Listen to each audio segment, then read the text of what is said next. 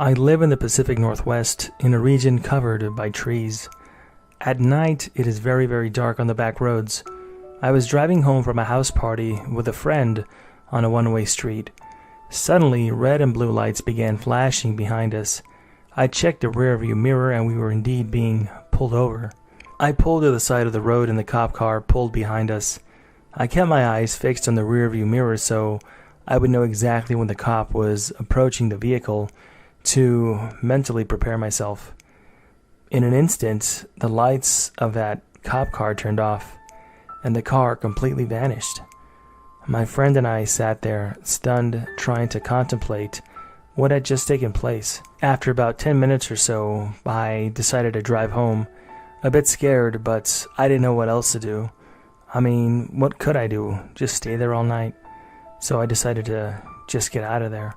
The cop car that drove past us never showed up anywhere. There were no streets or anywhere for this thing to turn into, and vanished so quickly. But somehow, it did just that. It vanished without a trace.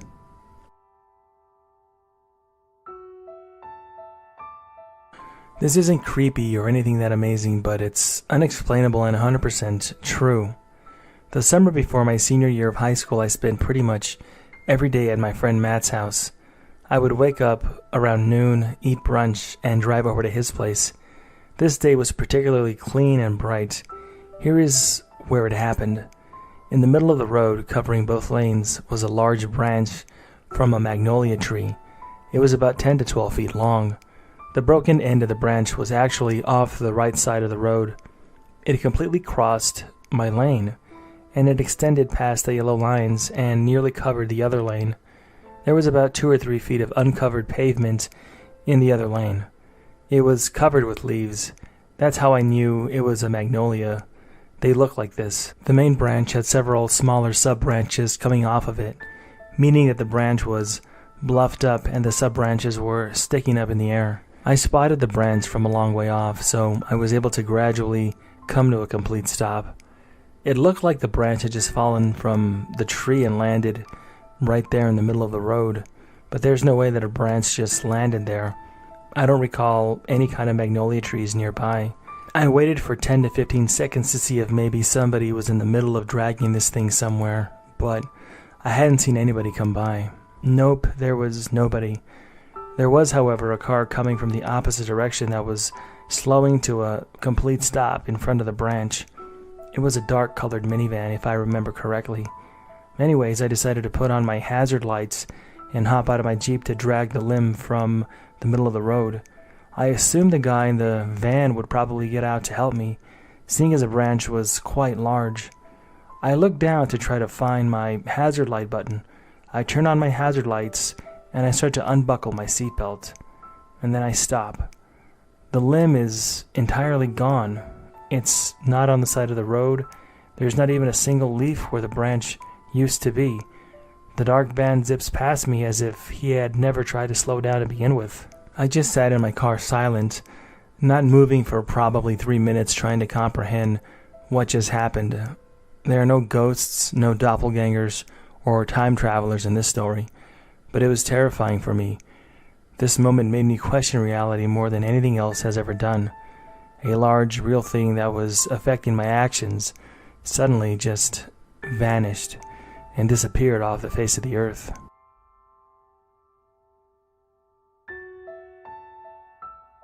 The only person that knows this is the girl that I was with.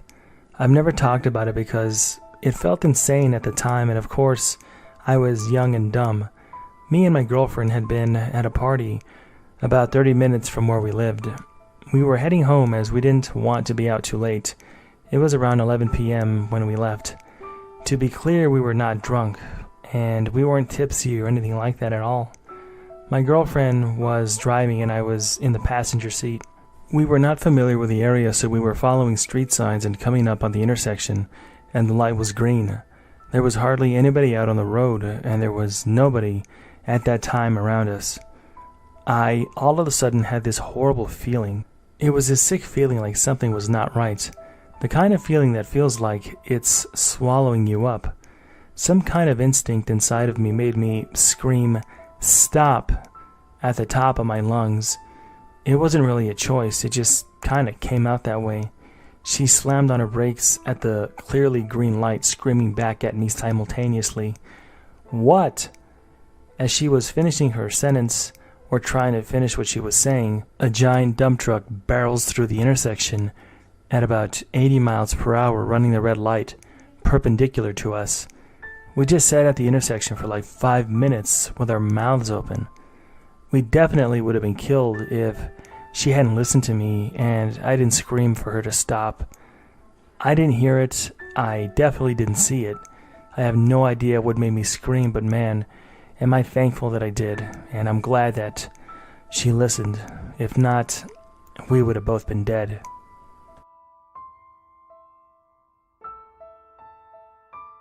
I went to my local Asian grocer to buy some peanut oil, amongst other things for dinner. I went to check out and to start to hand the cashier my items to scan. When I handed the bottle of oil over to be scanned, the lady is having trouble scanning through it, so she starts flipping the bottle so the scanner can maybe read the barcode better, I think. The lid comes loose and the oil spills everywhere on the counter.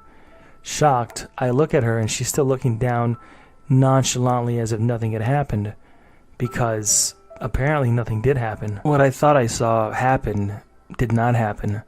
She put the bottle of peanut oil, with the lid still on and still full, to one side and motioned for the next item. Now, as I'm handing her the bok choy, I'm actually starting to question my sanity. I drove home still questioning myself, or rather questioning reality. Dinner turned out to be really good, by the way, but it's still something that bothers me, as I'm not sure if it was some kind of a hallucination or something else. I don't know what happened, and I wonder if there's anybody out there that's had something similar happen to them.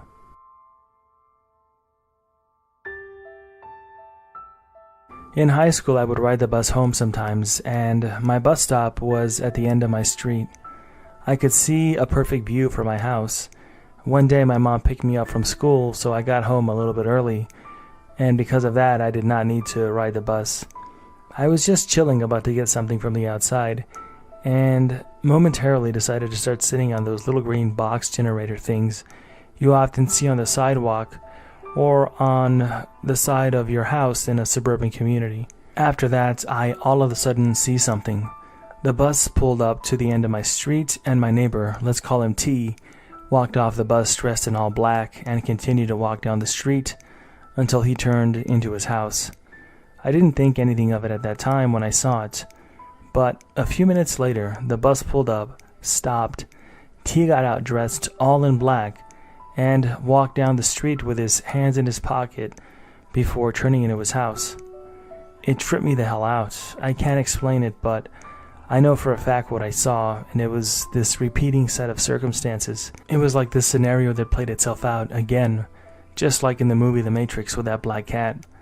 I don't know why it happened or how, but I know what I saw, and I know for a fact that it did happen, no matter how crazy anybody thinks I am.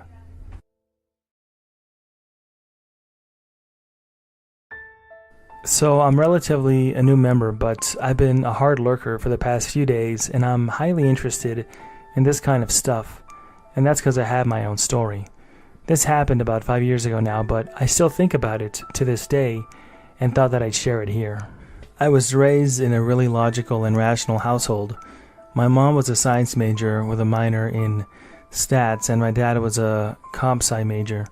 So they aren't very easily fooled by things and always have a rational explanation for weird coincidences and events that have happened to us in our lives. But there was one instance that none of us, my mom, my dad, my sister, and myself, can explain to this day, other than saying something is going on behind the scenes, so to speak. Back in 2016, when I was 17 years old, my younger sister was 14 for reference, my grandfather passed away. Obviously, it was a tragic time as we were very close to him. On top of that, we had a family vacation to travel out west to BC planned, but decided to cancel it due to the circumstances. Thankfully, we had bought travel insurance. This happened around mid-July. We were utterly worn out by the funeral and expenses, and taking care of family flying in and multiple wakes. we had to arrange just to fit everyone in a small building. Around mid-August, my mom and dad said, screw this, we need to take this vacation and just spend some quality time with each other from the stress after all the dust had settled. So a week later, we flew out to the West Coast. The trip was amazing, but there were many times that we thought of our grandpa, especially among the beautiful scenery out there. One morning, we went for a long hike and decided to stop at this lake for a swim to cool off. My dad is a real private person and always hides our valuables, so when we changed into our bathing suits, he folds up the cash that he had in his pocket, which includes $73, $70 in bills, and a loonie and a toonie, and slid it into the left foot of his running shoes, which he then placed in the trunk and locked the car. Loonies and toonies are just $1 and $2 coins in Canada for those not in the know, but anyways, we swam and had a really good time, and when it was time to leave, he gave me the keys and asked my sister and I to grab his shoes, reminding us to care for the money in his left shoe. We got to the car, and the first thing I did was open the trunk to check his shoes, and imagine my panic when my hand was met with no cash. All that was left in his shoe was the loonie and the toonie. My sister and I spent a solid 15 minutes looking for the cash, thinking it had dropped somewhere else. After a while, my parents came looking for us as we hadn't returned. We told my dad the money was gone, and he of course told us that it was impossible, and the four of us spent the next hour looking through the car and took everything apart looking for that money. We even took the soles out of his shoe and everything, checked every pocket of every clothing article that he had, the whole thing, and nothing was found. After that hour, we gave up and decided to head back to the hotel. One thing that I distinctly remember was my dad grumbling about the loonie and the toonie being there, but not the bills, and shoving the coins in his shorts pocket. My dad was furious with us all day because the only explanation would be that either my sister and I had lost his money or stolen from him, which we obviously didn't do and didn't want to do. There was no need for it. Around 4:30 p.m., we decided to head over to this kangaroo sanctuary and check out the animals to lift everybody's spirits. We got to the sanctuary and had to kill some time because it didn't open until 5 p.m. We sat on these picnic tables outside just chatting. My dad stood up to stretch his legs and said, I gotta untie my shoe now. My foot is itchy as hell. He stands up, takes his left shoe off, and doesn't $70 of cash fall right from his shoe. My whole body was covered in goosebumps, and we all were in shock. Even writing this now, I still get goosebumps. The thing that makes me sure something glitchy happened was the fact that along with the cash, the loonie and the toonie fell out of his shoe as well. We had taken them from his shoe this morning, and he had put them in his pocket. We told him to check his pockets. He turned them inside out, and there was no coins in them at all. His pockets were both empty despite what happened earlier in the day. My mom burst into tears and said it must have been Grandpa, as he was always a trickster with us. We still talk about what happened to this day like, wow, wasn't that insane? Nobody can explain it still, but I just know that we all had that same feeling of something that we couldn't understand, and it was occurring, and it happened, and we all felt the presence of my grandfather that day. It's hard to explain, but I know that it was him. Sorry for that long post, but there was a lot of background to this story, and I wanted to give full context.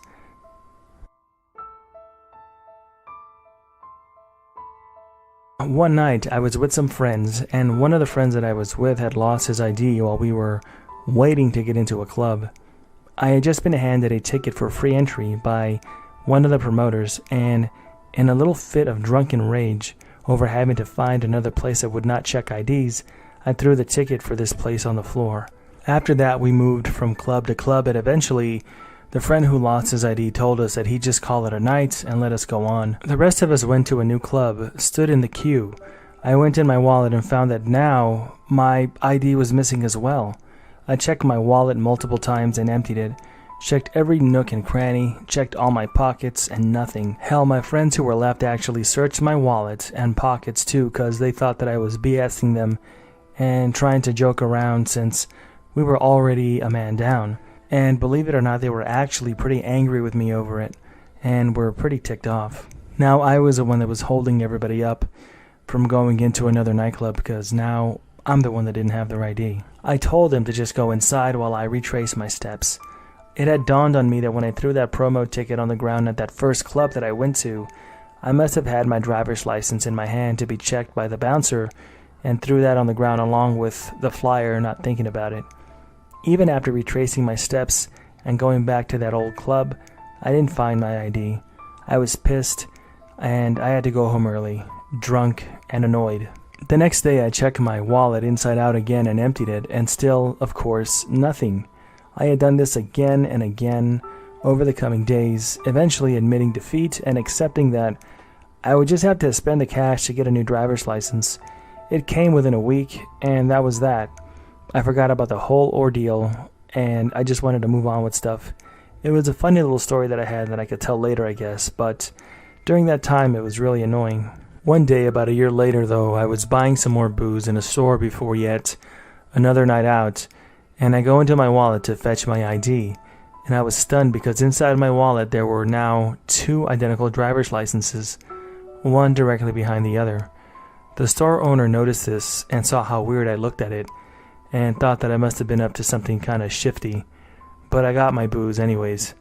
When I went outside, I was still confused, and I inspected the IDs, and everything checked out. This other driver's license that had appeared was the one that I had lost about a year ago. The expiration date was exactly the same, and there it was, plain as day, just sitting shakily behind the new one with an updated expiration date that I had just paid for. The friend who was with me and body searched me that night was with me again, and when I told him what happened, he was as freaked out as I was. He swears up and down that the driver's license was nowhere to be found on me when he searched me. This may be tame compared to some other glitch stories, and honestly, it's kind of just funny to me now. But for the life of me, I could not figure out how in the hell my driver's license got back into my wallet. There was absolutely no way, after checking it upwards of 20 times in total, having friends search me, having friends search my wallet, and having to get a new ID over the last year, that I would have never noticed that it was just there the whole time. I still own both licenses to this day. I get them out at parties a lot to tell the story. People are always baffled by it.